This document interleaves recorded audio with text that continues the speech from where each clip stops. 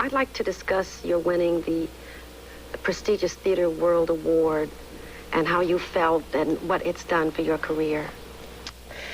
It made a nervous wreck out of me. I had never received any awards. I mean, nothing to really speak about. And when I got the call, I didn't know what they were talking about. I didn't get the. I'm always asleep. First of all, I'm always sleeping, and so I didn't think, yeah, what, huh? Yeah, okay, right. Hung up. I said, what did she say? Hey, Eileen, what was that? Theater World Award. What is that? And of course, not being in theater, I wasn't quite sure what it meant. And she explained it to me, and I said, me and Liz Taylor, huh?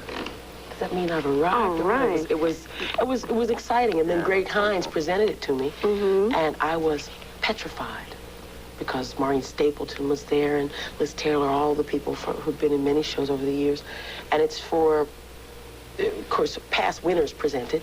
And Gregory got up and he said, this is one of the most amazing performers I've ever seen. It's the only girl I know that can eat chicken at half hour, sleep for 15 minutes, and go on and sing her butt off. Well, at that point, I just lost it. I mean, that was just hysterical. And I got up, and it meant a lot. All of this has meant a lot to me. How do you combine, I mean, I know it's a lot of hard work being in a show like that, but how do you combine being a successful recording artist, a Broadway star, and a brand new album out?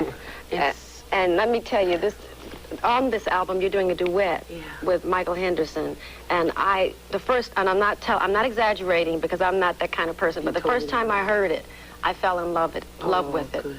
It's a good song. The album's wonderful. I've worked on it started working on it last September before I started the show. Can't we fall in love again? Into it. And the album is, the album's been out 2 weeks, and we've already gone over 130,000 sales already. I guess that says a lot right there. It's doing real good.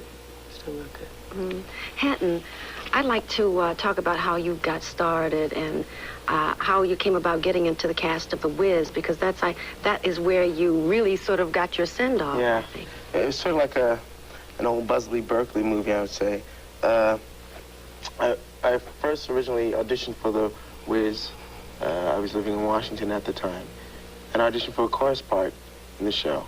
And my main reason for auditioning was to do this chorus job, to get enough money to get back to New York to study and leave the show before it came to New York.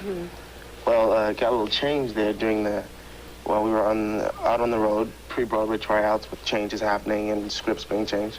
I ended up with the role of the Scarecrow right before I had 2 weeks before we came into New York to open Majestic Theater. And here I am given this role, and I'm like, oh my God, now I'm one of the principals of this show, and I wanted to leave the show and go on and do something else. I mean, so that was my first sort of introduction to the Broadway theater, which was a great way to be introduced to it. And then from there, I've just kept going and done other things like the shows. Judith, being in Sophisticated Ladies allows you to dance as well. But being that you've been more into like what I call the serious side of dance, ballet, modern, and you've done more, let's say, extensive dancing, concertizing. How do you feel as far as Sophisticated Ladies giving you more of an outlet to show your fullest potential in the dance arena? Well, I think it's been lightly tapped in this show. I'd like to do much more than I am doing in the show, except I'm enjoying doing what I'm doing. But I'd like to do eventually a musical as opposed to a review. I would like to do a musical, and I'd like to do, I'd like my dramatic assets to be tapped on. For instance, do a straight play, right. You know. But for the time being, this is a very good starting point. And as I say, I'm surrounded by some incredible artists. And you have such a tremendous aura on stage, your grace, your carriage, the way you walk on stage with that white cape, it just, without saying a word, you just emote so much. Ooh. Thank you. What do they say, savoir-faire, pizzazz. Hinton, I already mentioned that you won the Tony Award, and you think that having won the Tony Award, you think that might enable you to go further in your career? Do you think it's helped your career at this point? It's like getting a feather in your cap. I sort of put it, you know. That's a pretty nice feather to have in anybody's cap. But yeah, it has. I mean, it has helped a lot, and I think it will. I'm very honored to receive it. I mean, I didn't expect to be nominated, and then when I won it, I was really floored. But it has helped, yes. How, to all three of you, how in the world do you all fit your personal lives into your professional lives? Because I know doing a Broadway show, that this is like every night. This is not just you're going to be working for 2 weeks and then you're off for a week and then you're on the road again for... How do you do it? You only have 1 day off a week. And this is like a week after week thing because it's a hit show. No one's moving. I mean, No do husbands suffer, boyfriends, girlfriends? I donated my personal life to the Salvation Army a year ago. There's, you know, what personal life? This is my personal life. This is it. I have made these people my friends, my comrades. We go hang out, we go to movies together, we eat our lunches together, we eat dinner together. That's it. Boyfriend? What is a boyfriend? Well, my dear, how do you spell that? Oh, God. we did a show on sexual health, and we are human beings. Well, there's no. It's just very hard. It's hard. Yeah. Yeah, I know what you mean. And this is, you feel the same way, Judith, that you I have no comment. no comment. You mean I put my foot in my mouth? No, I stopped. Phyllis and I made lots of comments about personal lives on a radio show we did once, and we're not going to talk about it. No. You're going to carry that torch. Yeah, I know. Right? I'm Okay. cool with that. I feel like I'm caught in the middle. You are. Phyllis, you said in an interview once that you were striving to be the total entertainer. What area do you see yourself going into after Sophisticated Ladies? I don't think when I made that statement I was sure what that meant. I think someone mentioned that to me today, and now that I've had a chance to think it over, I think I want to be able to tap every available source that there is. What does total mean? It's just tap everything. I mean, I cannot be a ballet dancer. I have no intention of trying to get up there and jump around, although I can kick up my leg. Come on. Kick it up. I mean, he kicks his leg up. I've learned to kick it pretty high. No telling what I'll do after it gets up there. I can't get it back. But I can sing, and I can act, and I do commercials. I still do my jingles. And I'm now doing voiceovers. I'm representing a cosmetic firm. I'm doing, also for Clairol, I'm doing for their hair coloring products. I'm getting ready to go on the road for them and do their jingles. I'm doing as much as the industry will allow. As much as it will allow.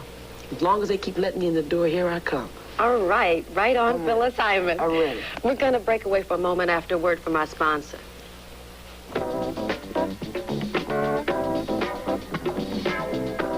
We've been talking with 3 of the cast members of the hit Broadway show, Sophisticated Ladies. And I'd like to show you the cast album of Sophisticated Ladies right here. The music is sensational. And let me see, oh, this opens up as well. And the music of Duke Ellington. Phyllis, what songs? There are a lot of songs here, a lot of music. Matter of fact, there are 2 albums, so you get 2 it's a double album package. What songs do you perform in the show? I perform Don't Mean a Thing, A-Train with Gregory Hines, Sophisticated Ladies, listen to me. Sentimental Mood. One day I sang Solitude for Sentimental Mood, so I get them mixed up sometimes. Sentimental Mood.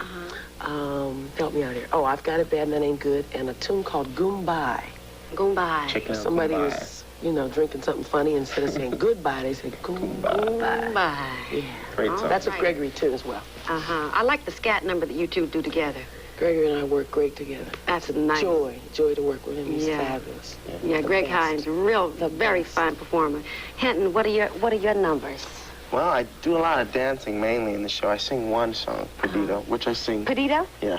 Oh, Perdido? Yeah. All right. On top of a red piano with a red bolero hat. And tap. I sing it to Judy, in fact. That's the only song I sing in the show, but I do a lot of dancing to what is that number? The Dancers in Love. Dancers in Love, right? Echoes in Harlem. Echoes of Harlem, Dancers in Love. Judith? And more? Yeah. Oh, yes. Old Men Blues. I mean, Dances his way right on. Okay. All right. No wonder you got a Tony. Judith, what are your numbers? Well, I sing Love You Madly. And I sing that along with Hinton. He sings Perdido, and also with Greg Burge. And dance a little bit, Solitude. And Sophisticated Lady. And Sophisticated Lady. I'll walk out in. Thank you very much. I blow a kiss to all three of you. You've been wonderful. If there are any further comments on today's show, write to me, Frida Payne, 488 Madison Avenue, New York, New York, 10022.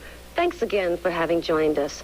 And join me again next week for another fascinating show for Today's Black Woman.